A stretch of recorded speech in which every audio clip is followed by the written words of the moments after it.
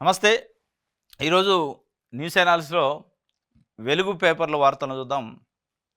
బీసీలకు 42% కోటా కోసం చలో ఢిల్లీ అట కేంద్ర ప్రభుత్వంపై రాష్ట్ర సర్కారు, బీసీ సంఘాల పోరుబాట. జంతర్ మంతర్ వేదికగా రేపు పోరు గర్జన మహాధర్నా. ఢిల్లీకి ప్రత్యేక రైల్లో తరలిన 1500 మంది ప్రతినిధులట. బీసీ బిల్లులను పార్లమెంట్లో ఆమోదించి 9వ షెడ్యూల్లో చేర్చాలని డిమాండ్. పాల్గొన్న కాంగ్రెస్ అగ్రనేత రాహుల్ గాంధీ, సీఎం రేవంత్, బీసీ మంత్రులు, ఎమ్మెల్యేలు, ఎంపీలు. కేంద్రం ఆమోదించకుంటే ఉద్యమం తప్పదు అని జాజుల శ్రీనివాస్ గౌడ్ చెప్తుండు. దీనికి తోడు ఇంకా కింద ఇంకొక లైన్ రావాలి వాస్తవంగా. కేంద్రం ఇట్లా ఆమోదించకపోతే జూన్లో పంచాయతీ ఎన్నికలు నిర్వహించి పార్టీ పరంగా మేము ఇచ్చి ఎన్నికలు అయితే పెట్టుకుంటాం అన్నాడు. ఇది బీసీలని వంచినట్టు, మోసం చేసినట్టు కదా. కామారెడ్డిలో మీరు ఇచ్చిన డిక్లరేషన్లో ఎక్కడా కూడా మేము కేంద్రం పైన పోరాటం చేస్తాం, మీరు కూడా ఉండండి, ఇద్దరం కలిసి పోరాటం చేసి సాధించుకుందాం అనలే. మేము ఇస్తున్నామని చెప్పారు. అయిపోయాయిగా 42% స్థానిక సంస్థలో రిజర్వేషన్లు ఇచ్చినట్టే కాంగ్రెస్ వస్తే అని చెప్పారు. ఇప్పుడు ఏం చేస్తున్నారు? ప్రత్యేక రైలు బుక్ చేసినాం, అందులో ఎక్కి అందరు పోయి ఆడ అవసరమైతే బిర్యానీలు గిట్ల పెట్టిస్తాం, భోజనాలు గీజనాలు పెట్టించి అకామిడేషన్ ఇస్తాం, కానీ ధర్నాలు చేయండి అంటున్నారు. ఆ ధర్నాలకు మళ్ళీ ముఖ్యమంత్రి గారు మేము కూడా వస్తాం, రాహుల్ గాంధీ వస్తారు, అందరూ వస్తాం అంటున్నారు. బాగానే ఉంది. 42% రిజర్వేషన్ కోసం నిజంగానే 9th షెడ్యూల్లో పెట్టడానికి ఉద్యమం చేయొచ్చు, తప్పులేదు. కానీ ఉద్యమం చేస్తాం మేము అని చెప్పలే మీరు. మేము పెడతాం అన్నారు. సరే, అక్కడ కాంగ్రెస్ కేంద్రంలో రాలేదు కాబట్టి పెట్టలేకపోయారు అనుకుందాం కొద్దిసేపు. సరే, ఈ ఉద్యమం ఇట్లా నడుతుంది. కానీ రాహుల్ గాంధీ చెప్పింది ఏంది? పదవుల్లో, సంపదలో, అన్ని విషయాలలో తలకాయలు లెక్కబెట్టి తలకాయల ప్రకారం పంపిణీ చేయాలి. 75 సంవత్సరాల నుంచి బడుగు బలహీన వర్గాలు, దళితులకి, బీసీలకి అన్యాయం జరిగింది అన్నాడు. తలకాయలు లెక్కబెట్టారు తెలంగాణలో. ఎవరి తలకాయలు ఎన్ని ఉన్నాయి, ఏ వర్గాల తలకాయలు ఎన్ని ఉన్నాయి, బీసీలు ఎంత, ఎస్సీలు ఎంత, ఎస్టీలు ఎంత, ఓసీలు ఎంత అని. దాంట్లో బీసీలు 56%, ఓసీలు మొత్తం కలిపి కూడా ఇంక్లూడింగ్ ఇది ముస్లిమ్స్తోని 15 ఉన్నారని చెప్పిండు. బీసీలు 56%, మిగతాది ఎస్సీ ఎస్టీలు, మిగతా వర్గాలు ఉన్నాయి. మరి పదవుల కానించి స్టార్ట్ చేయాలి కదా. క్యాబినెట్లో ఉన్న ఏ ముఖ్యమంత్రి అయితే ఢిల్లీ పోతాడో సంఘీభావంగా, ఆ ముఖ్యమంత్రి పదవి కానీ స్టార్ట్ కావాలి పంపకాలు. 56% ఉన్న వర్గాలకు ముఖ్యమంత్రి, మంత్రులు ఆ 56% ఉండాలా? రాహుల్ గాంధీ లెక్క అది, ఎవరు మనం చెప్పింది కాదు. మరి అది చేయకుండా మళ్ళీ ఢిల్లీ పోయి నేను జంతర్ మంతర్ దగ్గర ధర్నా చేత 9వ షెడ్యూల్, అది ఒక భాగం. ప్రజలు ఏమనుకుంటున్నారంటే బీసీ సంఘాలు కానీ కొన్ని బీసీ సంఘాలు ఏమో వంతపాడే బీసీ సంఘాలు ఉన్నాయి. కొన్ని బీసీ సంఘాలు అసలైన అంటే నిజంగానే కమిట్మెంట్ ఉన్న లాయల్గా న్యూట్రల్గా ఉండే బీసీ వాదులు ఏమనుకుంటున్నారంటే రాహుల్ గాంధీ చెప్పిన థియరీని ఎందుకు అమలు చేయట్లే. సంపదలో పంపిణీ చేయాలన్నారు, పదవుల్లో పంపిణీ చేయాలన్నారు. పదవుల్లో పంపిణీ చేశాక అందరం కలిసి ఢిల్లీ పోదాం కదా. ఇక్కడున్న క్యాబినెట్లో 18 మంది ఉండాలి. 18 మందిలో 56%. 56% అంటే దాదాపు 10 మంత్రి పదవులు బీసీలకు వస్తాయి. ఒక ముఖ్యమంత్రి వస్తారు, ఒక స్పీకర్ వస్తారు, ఒక డిప్యూటీ స్పీకర్ వస్తారు. ఇవన్నీ పదవులు ఉంటాయి. చీఫ్ విప్లు ఇంకా ఉన్నాయి నామినేటెడ్ పోస్టులు అన్నింటిలో బీసీలకు 56% అయితే, ఎస్సీలకి ఎస్టీలకి ఎస్టీలు ఇచ్చాక దాదాపు 85% మంది బీసీలు, ఎస్సీలు, ఎస్టీలు ఉంటారు పదవుల్లో. వీళ్ళందరూ కలిసి కదా పోయి ఉద్యమం చేయాల్సింది. మళ్ళీ రేవంత్ రెడ్డి అధ్యక్షత ఎట్లా వహిస్తాడు? రేవంత్ రెడ్డికి అర్హతే లేదా? రాహుల్ గాంధీ ఏది దాని ప్రకారం, లెక్కల ప్రకారం, రాహుల్ గాంధీ చెప్పిన పద్ధతి ప్రకారం రేవంత్ రెడ్డి ఇలా ముఖ్యమంత్రి కాదు కాంగ్రెస్ పార్టీలో. ఆడ బీసీ వ్యక్తి ఉండాలా. నువ్వు అసలు బీసీకి రావాల్సిన పదవులు నువ్వు తీసుకొని నేను బీసీల కోసం పోరాటం చేస్తానంటే ఎవరు నమ్మాలా? ఇలా ఒక బీసీ నాయకుడు కుర్చీలో ఉండాలి, ముఖ్యమంత్రి కుర్చీలో. రాహుల్ గాంధీ చెప్పిన పద్ధతి అది చేయకుండా బీసీలు మేమంతా కలిసి ఆడికి ఢిల్లీ పోతాం, ప్రత్యేక రైలు బుక్ చేశారట, పోయారట, ఆడ ఇక ఉద్యమం చేయాలట. దానికి ముఖ్యమంత్రి రేవంత్ రెడ్డి ఆయన రాహుల్ గాంధీ వస్తారు. ఇప్పుడు ఆడ అడగాల బీసీ సంఘాలు కూడా రాహుల్ గాంధీ రాగానే మీరు అంటారు కదా సార్ పదవుల్లో సంపదలు అని, మా దగ్గర ఇట్లా రేవంత్ రెడ్డి అంటే అక్కడనే పీకేస్తారేమో మరి రేవంత్ రెడ్డి. రేవంత్ రెడ్డి రిమూవ్డ్ అని చెప్తారేమో. కాంగ్రెస్ పార్టీ పరంగా ముఖ్యమంత్రి ఆయన కాదు, కొత్త వాళ్ళని పెడుతున్నాం అని చెప్తే సంతోషం. ఇక వాళ్ళు చేసుకుంటారు వాళ్ళ ఉద్యమం వాళ్ళు. ఇది వెలుగుకు సంబంధించి. హెచ్సియులో కొనసాగుతున్న టెన్షన్. 50 జేసీబీలతో 400 ఎకరాలు చదును పనులు చేస్తున్నాడ. 400 ఎకరాల భూమిని హైదరాబాదు సెంట్రల్ యూనివర్సిటీ భూమిని కాజేస్తున్నారని హైదరాబాద్ సెంట్రల్ యూనివర్సిటీ స్టూడెంట్స్, విద్యార్థి సంఘాలు, ప్రతిపక్షాలు గొడవ చేస్తున్నాయి. ఎట్లా మీరు ఆస్తుల్ని అమ్ముతారు, యూనివర్సిటీ ఆస్తులని. వీళ్ళు ఏమంటారంటే లేదు అది హెచ్సియుది కాదు, హెచ్సియుకి బౌండరీగా ఉంది తప్ప, అది ఎప్పుడో చంద్రబాబు నాయుడు గారు ముఖ్యమంత్రి ఉన్నప్పుడు ఐఎంజీ అనే సంస్థ కేటాయించారట ఒక ఇండస్ట్రియల్ పర్పస్లో. ఆ ఐఎంజీ సంస్థ తీసుకున్న తర్వాత వాళ్ళు ఏ పర్పస్లో తీసుకున్నారో ఆ పర్పస్ నెరవేర్చలేదని 2006లో ముఖ్యమంత్రిగా రాజశేఖర రెడ్డి వచ్చిన తర్వాత దాన్ని మళ్ళీ రిటర్న్ తీసుకున్నారు. ఆ రిటర్న్ తీసుకున్న తర్వాత ఐఎంజీ సంస్థ ఏం చేసిందంటే ఎట్లా మాకు ఇచ్చి రిటర్న్ తీసుకుంటారని చెప్పి కోర్టుకు పోయింది. కోర్టు పోయి హైకోర్టు సుప్రీంకోర్టు అటు నడిచి మొత్తానికి లేదు లేదు ఐఎంజీ ఏ ఉద్దేశంతో ఏ పర్పస్తో తీసుకుందో అది నెరవేర్చలేదు కాబట్టి గవర్నమెంట్ ఇది కరెక్టే డెసిషను, అది క్యాన్సిల్ మీ ఒప్పందం అని చెప్పి క్యాన్సిల్ చేసింది. ఇప్పుడు అది ఐఎంజీకి వచ్చింది. ఐఎంజీకి వచ్చిన తర్వాత ఇప్పుడు ఐఎంజీ నుంచి ప్రభుత్వం ఏపీ టీజీఐఐసి వాళ్ళు మాకు ఐఎంజీ నుంచి కోర్టులో మనకు ఫేవర్గా వచ్చిన ప్రభుత్వానికి ఫేవర్గా వచ్చిన భూమిని మాకు కేటాయించింది, ఇండస్ట్రీస్ పెడతామని చెప్పి లెటర్ పెట్టుకుంది గవర్నమెంట్కి. గవర్నమెంట్ టీజీఐఐసికి కేటాయించింది. టీజీఐఐసి కొన్ని ప్రైవేట్ సంస్థలకు కట్టబెట్టే ప్రయత్నం చేస్తున్నట. ఇది గవర్నమెంట్ చెప్పేది, ఇది పాలసీలో భాగంగా. కానీ హెచ్సియు కానీ ప్రతిపక్షాలు ఏమంటున్నారు, లేదు లేదు అది గవర్నమెంట్ భూమి కాదు హెచ్సియు భూమి అంటున్నారు, లేదు ఇది ప్రభుత్వ భూమి అంటున్నారు. మొత్తానికైతే భూమి మీద రాజకీయాలు స్టార్ట్ అయినాయి. ఇక కేటీఆర్ మన బీఆర్ఎస్ నాయకులు అందరు పోయారు. వారు కూడా ప్రయత్నం చేశారు ఉస్మానియా సిటీ భూముల్ని, ముఖ్యమంత్రి గారు రేవంత్ రెడ్డి మన ఆయన కేసీఆర్ ఉన్నప్పుడు. అప్పుడే కాంగ్రెస్ ఉద్యమం చేసింది. ఇప్పుడు కాంగ్రెస్ నుండి మళ్ళీ భూమి ఎవరున్నా గుంజుకోవటమే భూములు, ఎవరున్నా ప్రజలకు సంబంధించిన ప్రభుత్వ భూమిని గుంజి ఎవడికోవడకు అప్పచెప్పే దాంట్లో ఈ పోటీలు పడుతున్నారు తప్ప ప్రజలు కోరిగేది ఏం లేదు. ఎల్ఆర్ఎస్ గడువు మరో 4 రోజులు పెంచండి, ప్రభుత్వానికి డిటిసిపి లేక 25% రాయితీ తర్వాత పెరిగిన వసూళ్లు, ఇప్పటి వరకు 911 కోట్లు ఫీజులు వసూలు. ఎల్ఆర్ఎస్ గడువు మరో 4 రోజులు పెంచండి. అసలు పెంచుతారు వాళ్ళు, మీరు అడిగేది ఏముంది? అది పెట్టిందే డబ్బులు వసూలు చేసుకోవడానికి. ఇప్పటికి 900 కోట్లే వసూలైన వాళ్ళు 10,000 కోట్లకు టార్గెట్ పెట్టారు. అది వచ్చిందాక అది పెరుగుతూనే ఉంటుంది, దాంట్లో డౌట్ లేదు మీకు. ఇక పెంచండి అని ఎవరు అడిగే పని లేదు, వాళ్ళే పెంచుతారు. నమస్తే తెలంగాణ. కాంగ్రెస్ గ్రీన్ హంటు, రాత్రి 400 జేసీబీలు, వందలాది పోలీసులు. యూనివర్సిటీ భూముల్లో హరిత హననం, నేలమట్టమవుతున్న నేల, వేల వృక్షాలు పొదలు, బిక్కిబిక్కిమంటూ జంతుజాలం పరుగులు, విద్యార్థుల నిరసనతో అట్టుడుగుతున్న క్యాంపస్, రేవంత్ సర్కార్ తీరుపై దేశవ్యాప్తంగా విమర్శలు. ఆ భూములు హెచ్యూ అని వీళ్ళు చెబుతున్నారు, లేదు ప్రభుత్వాన్ని ప్రభుత్వం చెబుతుంది. మొత్తానికైతే బీఆర్ఎస్ వాళ్ళు అసలు ప్రజల కోసం పోరాటం చేస్తున్నట్టు చెప్తున్నారు, గ్రీన్ హంట్ కాంగ్రెస్ అని. నిజంగానే బీఆర్ఎస్ మూడోసారి వస్తే ఇక్కడ బీఆర్ఎస్ గ్రీన్ హంట్ అని కాంగ్రెస్ అనేది. ఎవరున్నా గ్రీన్ హంట్లు చేస్తూనే ఉంటారు. వీళ్ళుంటే వీళ్ళు చేస్తారు, వాళ్ళేమో మాట్లాడతారు ఇది గ్రీన్ హంట్ అని. వాళ్ళుంటేనే వాళ్ళు గ్రీన్ హంట్ చేస్తారు, వీళ్ళేమో అది గ్రీన్ హంట్ అని విమర్శిస్తారు. ఉద్యమాలు ఒకళ్ళు చేస్తారు, విమర్శలో ఇంప్లిమెంటేషన్ ఒకళ్ళు చేస్తారు. ఆ ప్లేస్లో మీరు లేరు, వాళ్ళు వచ్చారు, అంతే తేడా. ఇలా బీఆర్ఎస్ ఉన్నా ఈ గ్రీన్ హంట్ ఇదే ఉండేది. భూముల్ని ప్రైవేట్ వాళ్ళకి పారిశ్రామికవేత్తలకి ఇవ్వటంలో ఇటు బీఆర్ఎస్, బీజేపీ, కాంగ్రెస్ ఈ 3 పార్టీల పందా కానీ పాలసీ ఒకటే. కాకపోతే ప్రతిపక్షంలో ఉన్నప్పుడు ఏదో నటిస్తూ ఉంటారు, అయిపోయా ప్రభుత్వ భూములను ఎట్లెత్తారు అందరి ఇచ్చేది అదే. ఉటిదే ఇదంతా డ్రామా అనమాట. ఇవ్వటానికే ఒకళ్ళకంటే వాళ్ళు పోటీ పడతారు, అంటే దాని వెనక కిడ్ ప్రోకో ఉంటుంది కదా. రైట్, సాక్షి చూద్దాం. కంచె గర్జించిందట, అంటే కంచె గచ్చిపోలి అని దాంట్లో 400 ఎకరాలు దానికి సంబంధించి కంచె గర్జించింది అని చెప్పి రాశారు. సూపర్ స్పెషాలిటీ ఆసుపత్రులుగా టిమ్స్లట, సనతనాల గుండె సంబంధ వ్యాధులు ఆసుపత్రి జూన్లో ప్రారంభం. అల్వాల్లో గ్యాస్ట్రో, ఎల్బీనగర్లో న్యూరో వైద్య సేవలు, ఆయా టిమ్స్లకు అనుబంధంగా మెడికల్, నర్సింగ్ కాలేజీలు ఏర్పాటు. వరంగల్ సూపర్ స్పెషాలిటీ హాస్పిటల్ ప్రారంభం కూడా జూన్లోనే. అవసరమయ్యే డాక్టర్లు, సిబ్బంది కోసం సర్కారుకు డిఎంఈ లేక. సూపర్ స్పెషాలిటీ ఆసుపత్రులుగా టిమ్స్ అని ఉంటాయి. ఆ TIMS Telangana institute of medical science అని కేసీఆర్ ఉన్నప్పుడు హైదరాబాద్ చుట్టుపక్కల 4 వైపులా 4 దిశలుగా పెద్ద పెద్ద హాస్పిటల్ కడతాం, మొత్తం నిమ్స్ మీద లోడ్ పడుతుందని పెట్టిండు ఆయన. ఇప్పుడు అక్కడ ఫ్రూట్ మార్కెట్ ఉంది నాగోల్ దగ్గర, ఎల్బీనగర్ నాగోల్కి మధ్యలో ఫ్రూట్ మార్కెట్ ఉంటుంది.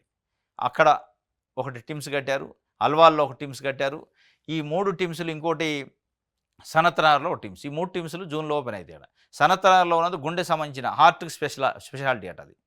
ఇక అల్వాలో మన ఎల్బీనగర్లో ఉన్నది మట్టికి న్యూరోకి సంబంధించింది. అల్వాల్లో గ్యాస్ట్రోఎంట్రాలజీకి సంబంధించింది అట. ఈ 3 ఓపెన్ అయితే అట. నిజంగా ఈ 3 ఓపెన్ అయితే చాలా లోడ్ తగ్గింది. హైదరాబాద్లో ఉన్న హాస్పిటల్ మీద చాలా ప్రెజర్ ఉంది. డాక్టర్లు హాస్పిటల్ కంటే పేషెంట్లు ఎక్కువయ్యారు. ఈ 3 టిమ్స్లకి ఇట్లా ఓపెన్ అయితే కొన్ని వేల మంది అక్కడక్కడే స్టక్ అయిపోతారు. అంటే హైదరాబాదు సిటీలోకి రాకుండా వాళ్ళకి మంచి వైద్యం అక్కడ అందింది. ఇప్పటికే ఎయిమ్స్ బీబీ నగర్ ఉంది. ఈ 3 గిట్ల అయితే 4 అయితే అప్పుడు చాలా అద్భుతంగా ఉంటుంది. ఇది కేసీఆర్ ప్లాన్. అది కేసీఆర్ ప్రారంభోత్సవం అంటే శంకుస్థాపన చేసి వదిలేసిపోయిండు. దాని తర్వాత గవర్నమెంట్ మారింది, ఇప్పుడు వీళ్ళు వచ్చి ఇక దాని ప్రారంభోత్సవం రిబ్బన్ కట్ చేసేది వీళ్ళు అనమాట. ఈ టిమ్స్లు. దిశ చూద్దాం. మహిళపై గ్యాంగ్ రేపాట, రాత్రి నుంచి తెల్లారే వరకు అఘాయిత్యం. నీరు అడిగితే నోట్లో మూత్రం పోసిండట నిందితుడు. నాగర్కర్నూలు జిల్లా ఊరుకొండలో దారుణం. పోలీసుల అదుపులో 7, మరికొందరు పాత్ర ఉన్నట్టు అనుమానం. ఎంత అసలు సభ్య సమాజం తలదించుకుంటట్లు. గుడికి పోయిందట. నాగర్కర్నూలు జిల్లా ఊరుకొండ మండల హెడ్ క్వార్టర్లో గుడి ఉందట. వాళ్ళ రిలేటివ్ని ఎవరిని తీసుకొని ఇద్దరు కలిసి గుడికి పోయారట. ఆడ గుడి బయట ఆడ కూర్చున్నారట ఉట్టిగా. ఆ గుడిలో పనిచేసే ఒక పొరగాడు వాడు వీళ్ళని అబ్జర్వ్ చేసిండట. అబ్జర్వ్ చేసి బయట వాళ్ళ ఫ్రెండ్స్‌కి చెప్పిండట. ఎవరో వచ్చారు వీళ్ళని పటాయించుదామని చెప్పి ఫ్రెండ్స్ మందు గిందు పట్టుకొనొచ్చి వీళ్ళని తీసుకుపోయి ఆ చెట్లలో తీసుకుపోయి ఆ ఎమ్మటున్న ఇంకొక పురుషుడిని, ఆ అమ్మాయి ఎమ్మట ఉన్న మహిళ ఎమ్మట ఉన్న వ్యక్తిని చెట్టుకి కట్టేసి పాపం కొట్టి, ఆ మహిళని తీవ్రమైన ఇబ్బంది పెట్టి అత్యాచారం చేశారట నైట్ మొత్తం. అఘాయిత్యం చేశారట. అఘాయిత్యం చేసి 5, 6, 7 వాళ్ళు ఫోన్లలో పిలిపించుకొని ఒకళ్ళ తర్వాత ఒకళ్ళు అఘాయిత్యం చేసిన తర్వాత కనీసం ఆ నీరసించి వాటర్ కొంచెం దాహం వేస్తుందంటే కూడా దాహం వేస్తుందనే పరిస్థితుల్లో కనీసం మానవత్వం మర్చిపోయి మూత్రం పోశారట నోట్లో. వీళ్ళని నిజంగా ఎక్కడైతే ఈ ఘటన జరిగిందో అక్కడనే కాల్చిపడేయాలి. అక్కడనే ప్రజలందరిని తీసుకొచ్చి మూత్రం పోయాలి వాళ్ళ నోళ్ళల్లో. పోస్తే బుద్ధి వస్తుంది.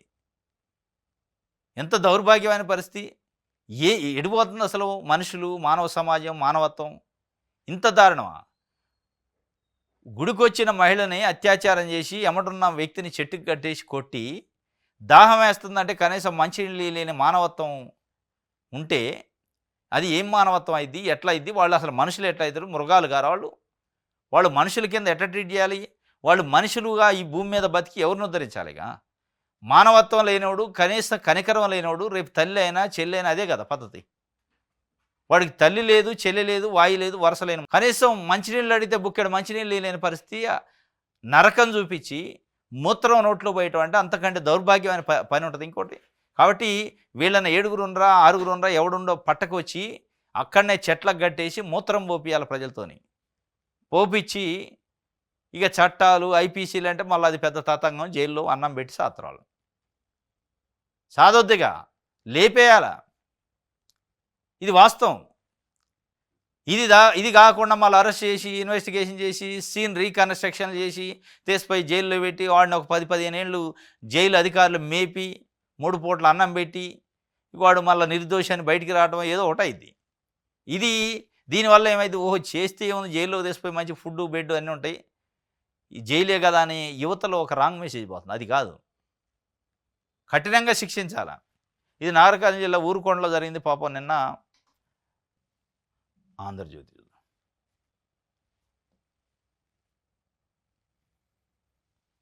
రైట్. రేపు బీసీల పోరు గర్జనట. ఇక అదే ఇందాక ట్రైన్ ఒకటి వేసారా, ట్రైను దానిలో బీసీల పోరు గర్జన ఉంటుందట. దానికి సంబంధించి ఢిల్లీకి వెళ్తానరట. రైట్. దానికి సంబంధించి ఒక వార్త ఇచ్చింది. రాజీవ్ యువ వికాసం దరఖాస్తుగాడు 14 వరకు పెంచారట. పథకం ప్రగతిపై మంత్రులకు సమాచారం ఇచ్చి సలహాలు తీసుకోవడానికి అధికారులకు డిప్యూటీ సీఎం బట్టి ఆదేశం జారీ చేసిండు. రాజీవ్ యువ వికాసం అని ఒక స్కీమ్ పెట్టారు. 6 లక్షల వరకు 6 లక్షల మంది, దాదాపు 5 లక్షల మంది యువతకి బీసీ కార్పొరేషన్ నుంచి లోన్లు ఇచ్చే కార్యక్రమం ఉపాధి కోసం. 50,000 రూపాయల నుంచి మొదలు పెడితే 4 లక్షల వరకు వాళ్ళకి డబ్బులు ఇస్తారట. దాంట్లో కొన్ని రాయితీలు ఉన్నాయి, కొంత బ్యాంకు లింకేజ్ ఉంది. ఏప్రిల్ 4 లాస్ట్ డేట్ వాస్తవంగా. దాన్ని మళ్ళీ ఏప్రిల్ 14 వరకు ఒక 10 డేస్ పెంచారు. అంటే యువత నుంచి వస్తున్న రెస్పాన్స్ చూసి. కాబట్టి ఎవరైనా రాజీవ్ వికాసం అప్లై చేసుకుని ఉంటే ఇంకా 10 డేస్ 12 డేస్ పైనే టైం ఉంది, ఈ లోపు అప్లై చేసుకోండి. ఓబీఎంఎంఎస్ అని ఒక వెబ్సైట్ ఉంటుంది, TGOBMMS. ఆ వెబ్సైట్కి పోయి గూగుల్లో కొడితే మనకు ఓపెన్ అయిన తర్వాత దాంట్లో అన్ని డీటెయిల్స్ అడుగుతారు. జస్ట్ ఆధార్ డీటెయిల్స్ ఇవన్నీ, ఇన్కమ్ సర్టిఫికేట్, క్యాస్ట్ సర్టిఫికేట్ నెంబర్లు కావాలా, అవి అప్లోడ్ చేయాలి. అంటే రేషన్ కార్డు లేని వాళ్ళు ఇన్కమ్ సర్టిఫికేట్, రేషన్ కార్డు ఉంటే ఇన్కమ్ సర్టిఫికేట్ కూడా అవసరం లేదు. ఓన్లీ క్యాస్ట్ సర్టిఫికేట్, మీ సేవ క్యాస్ట్ సర్టిఫికేట్, తెలంగాణ వచ్చిన తర్వాత తీసుకున్న క్యాస్ట్ సర్టిఫికేట్, అందులో ఆ నెంబర్ ఎంట్రీ చేయాలి. ఎంట్రీ చేసి ఒక పాస్పోర్ట్ సైజ్ ఫోటో అవన్నీ అప్లోడ్ చేసి ఉంటాయి.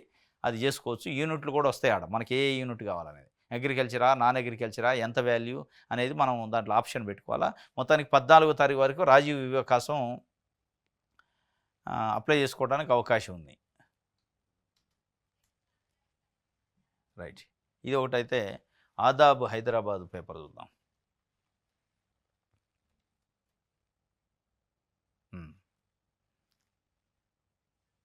ఆదాబ్ హైదరాబాద్లో మసకబారిపోతుందట పోస్ట్ గ్రాడ్యుయేట్ చదువు. ఓయూ పరిధిలో 44 ఎంబీఏ కళాశాలల ఇష్టారాజ్యం. పేద విద్యార్థుల భవిష్యత్తుతో కాలేజీల ఆటలు. ఆడిట్ సెల్ డైరెక్టర్ను కలిసిన యాజమాన్యాలు.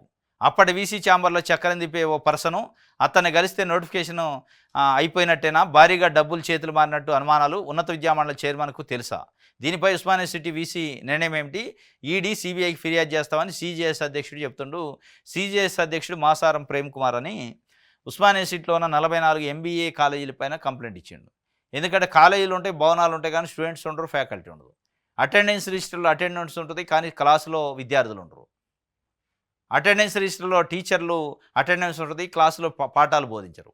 ఇదంతా ఆయన గమనించి మొత్తాన్ని 44 కాలేజీల పైన విత్ ఎవిడెన్స్తోని కంప్లైంట్ చేసిండు ఉస్మానియా సిటీకి. చర్యలు శూన్యం. మరి ఏం జరిగింది? ఆడిట్ సెల్లో మేనేజ్ చేశారా? ఈ ఎప్పుడైతే కంప్లైంట్ పోయిందో సీరియస్ అయింది ఇష్యూ. సీరియస్ కాగానే కాలేజీల యాజమాన్యాలు చైర్మన్లు అందరూ వచ్చి ఆ ఆడిట్ సెల్లో కలిశారట. కలిసి మేమేలు ఏమైనా ముట్టినాయా, మరి ఏం జరిగింది లోపట 4 గోళ్ల మధ్యలో ఏం జరిగింది కానీ మొత్తం స్తబ్దు అయిందట.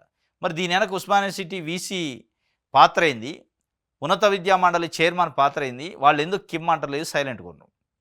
ఎందుకు కాలేజీల పైన రైడ్ చేయట్లే, సీజ్ చేయట్లే? దీని వెనకున్న అంతరార్థం ఏంది, మతలబ్ అనే విషయాలపైన అనుమానాలతో ఒక వార్త. మసకబారిపోతున్న పోస్ట్ గ్రాడ్యుయేట్ చదువు. అన్ని చదువులు మసకబారినాయి. వాస్తవం ఉస్మానియా సిటీనే మసకబారిచ్చారు ఉస్మానియా యూనివర్సిటీ అధికారులు. ఇది ఎంబీఏ కాలేజీది, ఇంకొకటి ఇంజనీరింగ్ కాలేజీది కూడా ఉంది. 2024 ఫిబ్రవరి నోటిఫికేషన్ సమయంలో లోపాయికార ఒప్పందం. 3 నెలల క్రితం నోటీసులు మరి చర్యలకు ముహూర్తం ఎప్పుడు? ఎందుకు చర్యలు తీసుకోవడం? నోటీసులు ఇచ్చారు, పేపర్లో వచ్చినాయి, పెద్ద పబ్లిసిటీ అయింది, సోకాజ్ నోటీసులు వచ్చినాయి, ఎంక్వైరీ చేస్తున్నారు. ఎటుపోయింది ఎంక్వైరీ? ఎటుపోయింది ఆ నోటీసుల కథ? మళ్ళా యథావిధిగా వాళ్ళు వచ్చారు, కలిశారు, పనులు అవుతున్నాయి. దాని అర్థమైంది ఏం జరుగుతుంది లోపల అనే విషయాలపైన ఆదాబ్ హైదరాబాదు ఒక స్టోరీ రాసింది. ఇగో మసకబారుతుంది, ఇగో నోటీసు. సిబిఐ ఈడీకి ఫిర్యాదు చేస్తామని మాసారం ప్రేమ్ కుమార్ అంటాడు. పేద విద్యార్థులకు అన్యాయం జరుగుతుంటే ఉన్నత విద్యామండలి అధికారులు నిమ్మక నీరెత్తినట్టు ఉంటున్నారు. ఫేక్ కాలేజీల యజమానులతో అవినీతి ఒప్పందాలు కుదుర్చుకుంటున్నారు. నోటిఫికేషన్ సమయంలో జరిగినటువంటి యూనివర్సిటీ ఆడిట్ సెల్ అధికారులు ప్రైవేట్ ఎంబీఏ కళాశాలల భాగోతాన్ని అంతా ఆధారాలతో సహా సిబిఐ ఈడీకి ఫిర్యాదు చేస్తే మొత్తం బండారం అంతా బయటపడుతుందని, అప్పుడు యూనివర్సిటీ యొక్క ప్రతిష్టను, విద్యార్థుల భవిష్యత్తును కాపాడవచ్చు అని మాసారం ప్రేమ్ కుమార్ తెలియజేశారు. నోటీసులు జారీ చేసిన కాలేజీల వివరాలు మొత్తం ఉన్నాయి. మొత్తం 44 కాలేజీలట. Kingston PG college Cherlapally, Omega PG college Ghatkesar, man power development college Moulali, KPRIT college engineering college అట గట్కేసరి. ఇట్లా కొన్ని వాళ్ళ పేర్లు కూడా ఇచ్చిండు. మొత్తానికైతే ఎప్పుడో నోటీసులు వచ్చినాయి, ఎప్పుడో ఎంక్వైరీ అన్నారు. ఇంతవరకు సడి లేదు, సప్పుడు లేదు. ఏమవుతుందంటే ఏదో లోపాయికారి ఒప్పందాలు, అవినీతి ఒప్పందాలు జరుగుతున్నాయట. ఆ ఒప్పందాలు జరగకుండా ఉండాలంటే సిబిఐకి ఈడీకి నేను కంప్లైంట్ ఇస్తా అని ఆయన మాసారం ప్రేమ్ కుమార్ అయితే చెప్తుండు. రైట్, ఈనాడు పేపర్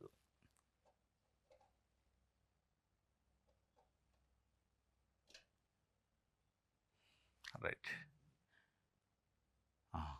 పత్తి కొనుగోళ్ళు గోలుమాలట. సాగుదారులు 22 లక్షలు విక్రయించిన వారు 8,85,000. అయినా సీసీఐకి చేరిన 82% పంట. అనర్హులకు తాత్కాలిక రిజిస్ట్రేషన్ పత్రాలు.